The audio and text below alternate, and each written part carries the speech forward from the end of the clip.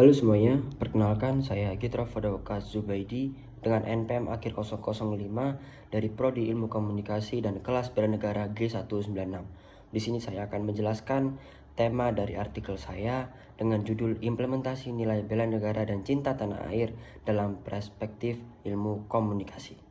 Oke, yang pertama kita akan masuk ke pendahuluan. Bela negara merupakan sebuah konsep strategis yang menempatkan warga negara sebagai aktor utama dalam menjaga kedaulatan, keselamatan, dan keutuhan dari suatu bangsa.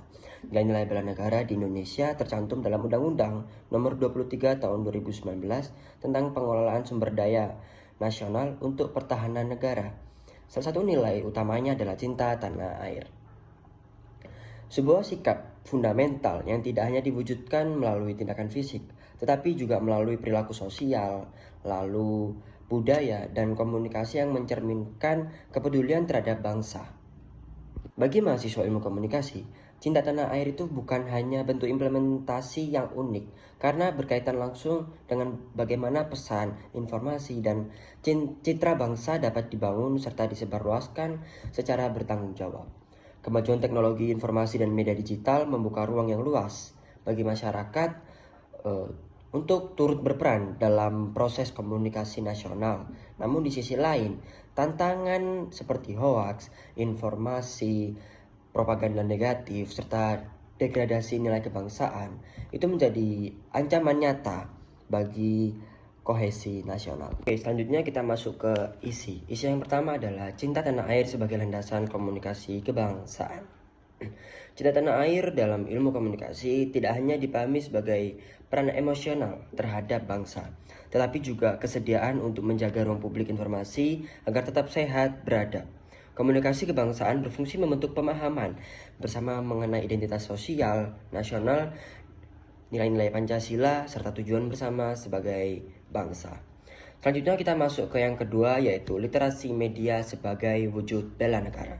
Nah, salah satu bentuk implementasi cinta tanah air adalah kemampuan memilih, memahami, dan menyebarkan informasi yang dimana di era digital ini ancaman terbesar terhadap kohesi bangsa justru berasal dari maraknya hoax dan ujaran-ujaran kebencian yang dapat memicu konflik di setiap sosial kita.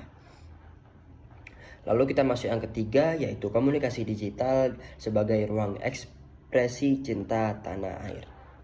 Nah, media sosial tidak hanya menjadi ruang hiburan, tetapi juga arena komunikasi nasional yang menentukan bagaimana pandangan dunia ini terhadap Indonesia. Implementasi cinta tanah air ini dapat dilakukan melalui produksi konten-konten positif mengenai budaya, sejarah, pariwisata, dan pencapaian bangsa-bangsa Indonesia. Selanjutnya kita masuk ke isi yang keempat, yaitu etika komunikasi sebagai bentuk bela negara. Nah, dari ini adalah etika komunikasi merupakan bagian bentuk dalam profesi komunikasi. Komunikasi yang etis mencakup kejujuran, objektivitas, tanggung jawab sosial, dan penghargaan terhadap keberagaman. Nah, perilaku komunikasi ini merupakan bentuk cinta tanah air karena mendukung terciptanya ruang informasi yang sehat dan juga berkeadaban. Selanjutnya kita masuk ke isi yang kelima, yaitu peran komunikator dalam menjaga identitas nasional. Nah, di sini dalam konteks profesional, mahasiswa ilmu komunikasi akan berperan sebagai jurnalis, public relation, penyiar, peneliti media, maupun konten kreator yang ada di media digital zaman sekarang. Nah, peran tersebut memiliki pengaruh besar terhadap perspektif publik. Dengan demikian, cinta tanah air dapat diimplementasikan melalui praktik profesional yang menekankan integritas, nilai kebangsaan, serta tanggung jawab terhadap publik. Oke, kita lanjut. Setelah dari pendahuluan dan isi, kita masuk ke penutup atau kesimpulan. Nah, dari cinta tanah air sebagai nilai bela negara tidak hanya diwujudkan melalui tindakan fisik atau kegiatan formal kenegaraan. Dalam perspektif ilmu komunikasi, cinta tanah air terimplementasi melalui perilaku komunikasi sehari-hari dalam menjaga kualitas informasi, menciptakan narasi positif, mempraktikkan etika komunikasi, serta menumbuhkan literasi di masyarakat. Mahasiswa ilmu komunikasi memiliki posisi strategis sebagai agen perubahan yang mampu mempengaruhi wacana publik melalui produksi pesan, riset, maupun edukasi media. Dengan kemampuan akademik yang dimiliki, mahasiswa dapat memberikan kontribusi nyata dalam membangun ruang komunikasi nasional yang sehat, inklusif, dan mencerminkan identitas bangsa.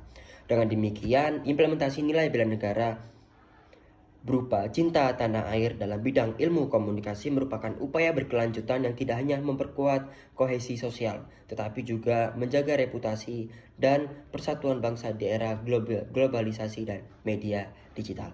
Sekian presentasi dari saya, itu aja yang bisa saya sampaikan. Mohon maaf bila ada salah kata. Wassalamualaikum warahmatullahi wabarakatuh.